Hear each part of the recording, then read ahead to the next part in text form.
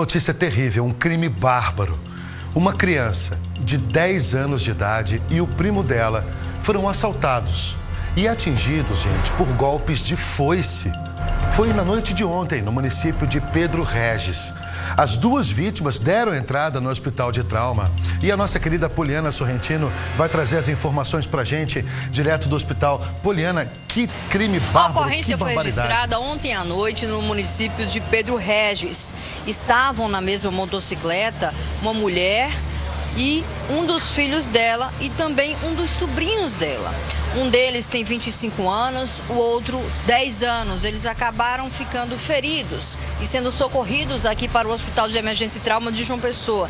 Sobre esse assunto, a gente conversa com o tio das vítimas, o seu Cosme José da Silva. Seu Cosme, pelo que comentaram com o senhor, o que foi que aconteceu ontem à noite? O que aconteceu é que ele ia para casa quando foi o acidente que teve lá no meio da coisa. Isso foi um corte de faca, entendeu?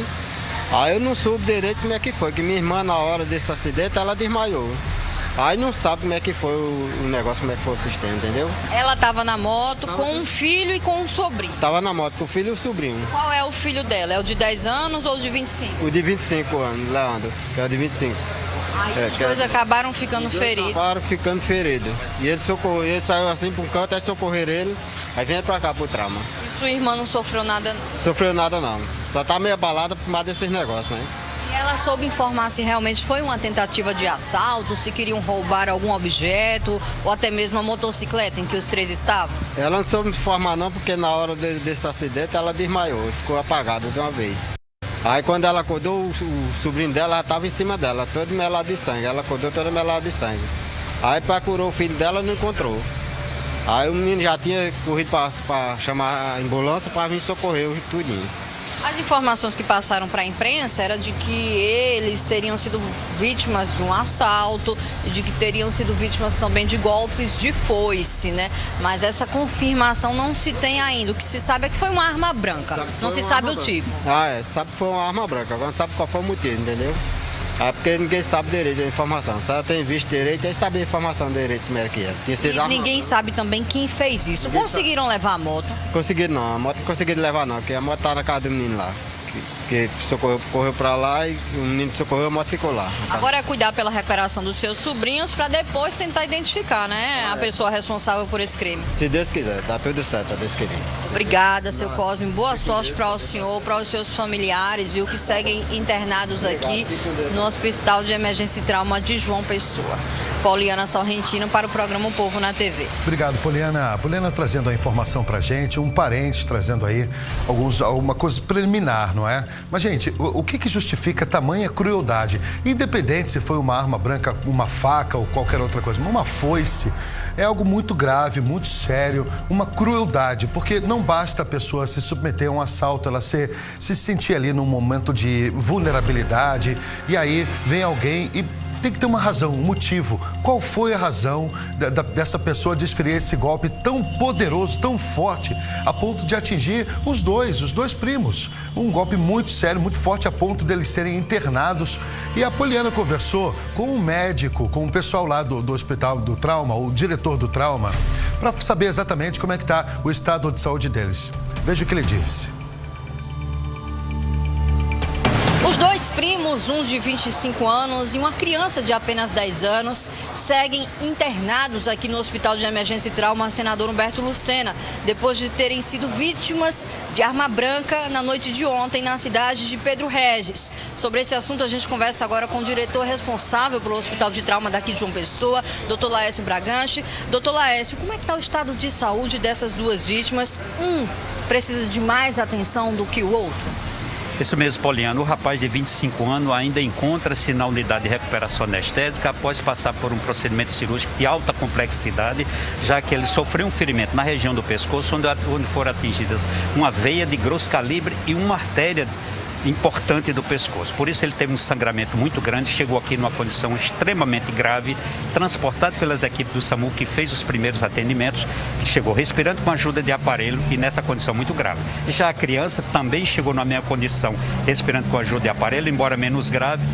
A criança se encontra na UTI pediátrica numa condição mais estável, respirando espontaneamente e aos cuidados de todas as equipes da terapia intensiva pediátrica. Pela observação desses cortes, deu para perceber que teriam sido vítimas de um golpe único de facão?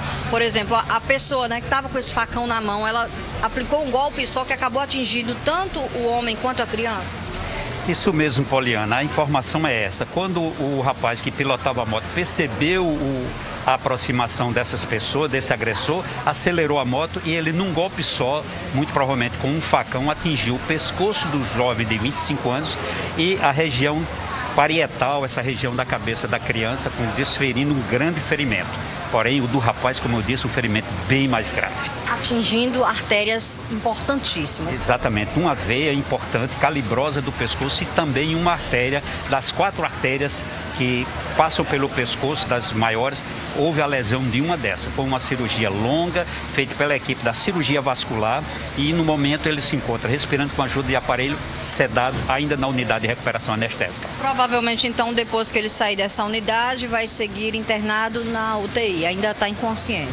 Ainda está inconsciente, seguirá na UTI adulto e que a partir daí outros exames serão feitos, porque uma vez que lesou essa grande artéria do pescoço, pode ter havido uma interrupção, ainda que parcial, do fluxo sanguíneo cerebral. Mas essas avaliações serão feitas sequencialmente. E a criança, para que setor da unidade ela vai ser dirigida? No momento ela se encontra na UTI pediátrica, ferimento do couro cabeludo, houve um trauma de face pela queda em seguida após o ferimento.